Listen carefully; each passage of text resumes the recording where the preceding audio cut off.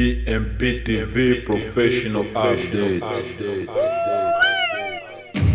Habari ya mida ndugu mpenzi mtazamaji wa BMP TV online popote ulipo. Sauti yako ya uhakika ya habari, taarifa na uchambuzi wa matukio makuu kutoka hapa nyumbani na duniani kote. Ni mimi Bila Pengo Olua na kuletea taarifa kamili kwa muda. Tusogee pamoja kwenye habari za leo.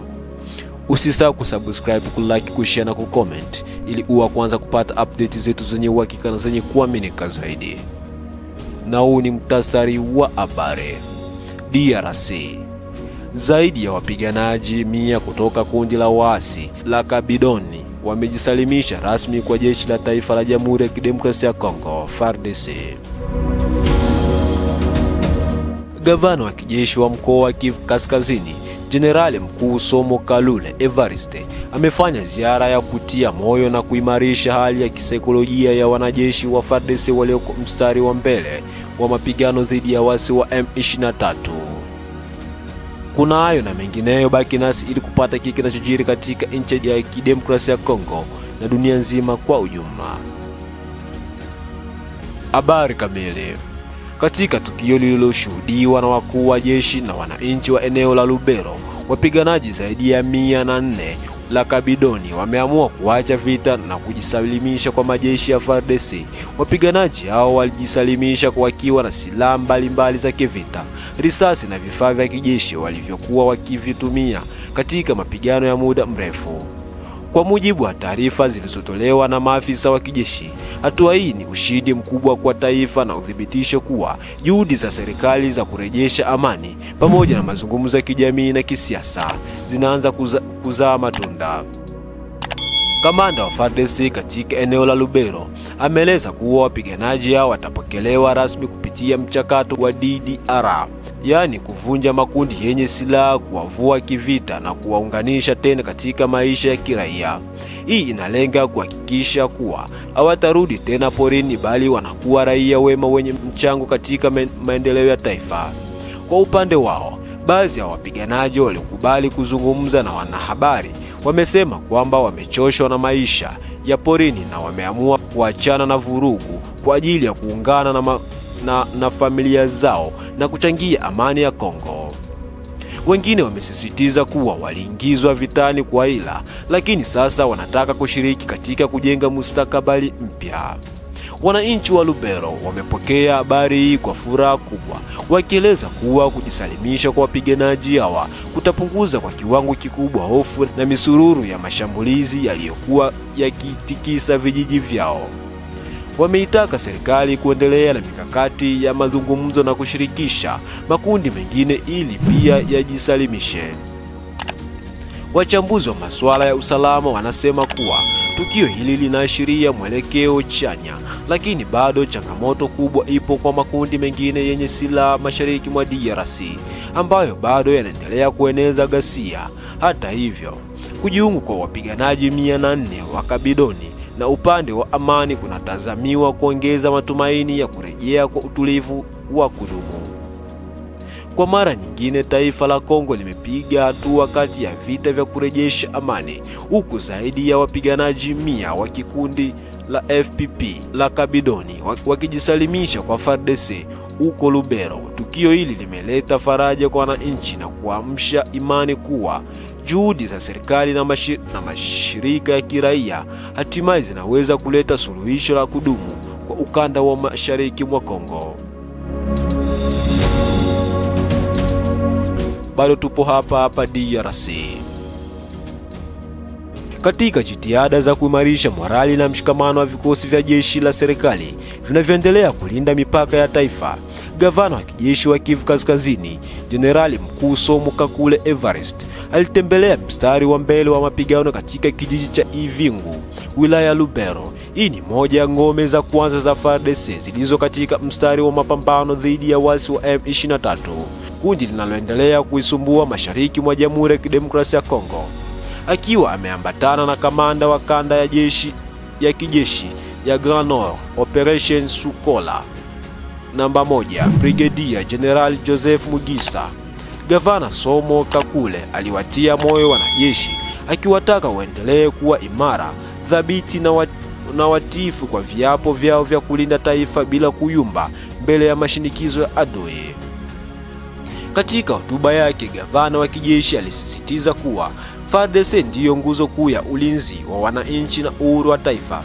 Aliwaonya wanajeshi kutoruhusu hila za adui kuwatia hofu, bali wajibu kwa uthabiti na maandalizi ya hali ya juu kila mara. Lazima msimame kidete, mkiwa tayari kujibu kila aina ya uchokozi wa adui. Hii ni ardhi yenu, hii ni nchi yenu, na jukumu la kuilinda ni la msingi kwa kila mwanajeshi wa FARDC, alisema gavana wa kijeshi, akipigiwa makofi na wanajeshi waliokuwepo. Wanajeshi waliopokea ujumbe huo walionekana kuhamasika, wakionyesha mshikamano na utii kwa amri za viongozi wao. Baadhi yao walieleza kuwa ziara ya viongozi wa juu wa kijeshi ni dalili kuwa hawajasauliwa na kwamba taifa linasimama pamoja nao. Wachambuzi wa masuala ya usalama wanasema kuwa ziara hii ina lengo la kuimarisha mshikamano wa kijeshi, hasa katika kipindi hiki ambacho mashariki mwa Kongo inaendelea kushuhudia mapigano makali na mashinikizo kutoka kwa waasi wa M23. Kwa upande wa wananchi, viongozi wa kiraia wa Lubero wamesifu ziara ya gavana wa kijeshi, wakisema ni ishara ya mshikamano wa serikali na wananchi wake katika nyakati ngumu. Maoni ya wachambuzi. Ujumbe wa kisiasa na kijeshi kwa wachambuzi wa masuala ya kisiasa. Ziara hii haikuwa tu ya kijeshi, bali pia ya kisiasa. Gavana wa kijeshi alituma ujumbe wa wazi kwa wananchi na jumuiya ya kimataifa kuwa serikali ya Kinshasa haitaacha ardhi yake iendelee kukaliwa na vikundi vya uasi vinavyopata misaada kutoka nje. Ni ujumbe wakionyesha uthabiti wa Kongo katika kulinda mipaka yake na kuimarisha taswira ya FARDC mbele ya macho ya umma. Faraja kwa wananchi. Kwa wananchi wa Lubero na maeneo jirani, tukio hili linaonekana kama dalili ya mshikamano wa serikali na wananchi wake. Kwa muda mrefu, mashariki mwa Kongo imekuwa ikijawa na lawama kwamba viongozi wa taifa wamesahau wananchi wa maeneo ya vita. Ziara hii inafutwa kama kielelezo kwamba serikali ipo pamoja nao, si kwamba maneno bali kwa uwepo halisi wa viongozi wake mstari wa mbele. Changamoto zinazoendelea. Wataalamu wa usalama wanasema ingawa ziara za viongozi zinaongeza morali, bado kuna changamoto kubwa za kimkakati. M23 bado ni kundi lenye nguvu, likiungwa mkono na mitandao ya kigeni na lina silaha za kisasa zinazowaweka katika nafasi ya kutisha hata vikosi vya serikali. Hivyo basi, ziara ya gavana Kakule ni mwanzo tu, lakini suluhu ya kudumu inahitaji mikakati ya kijeshi, kisiasa na kidiplomasia. Maoni ya wananchi.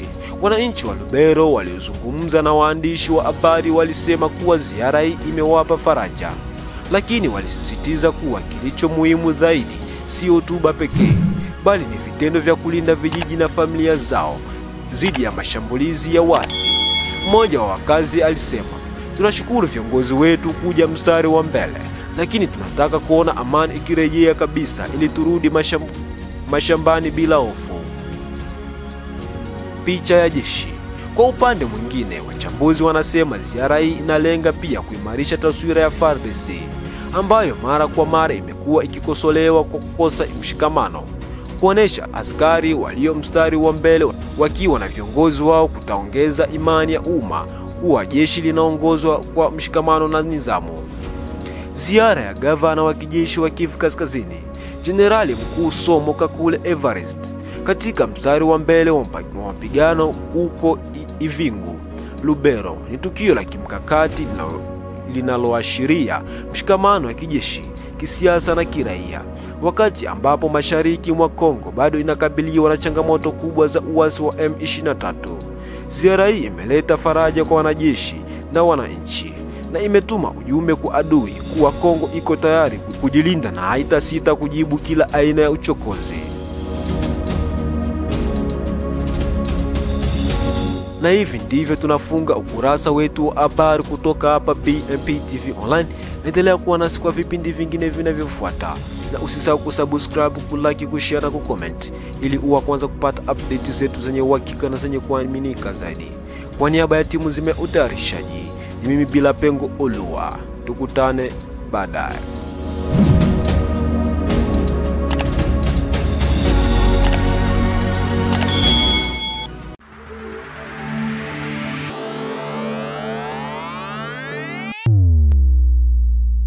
BMP TV Professional Update.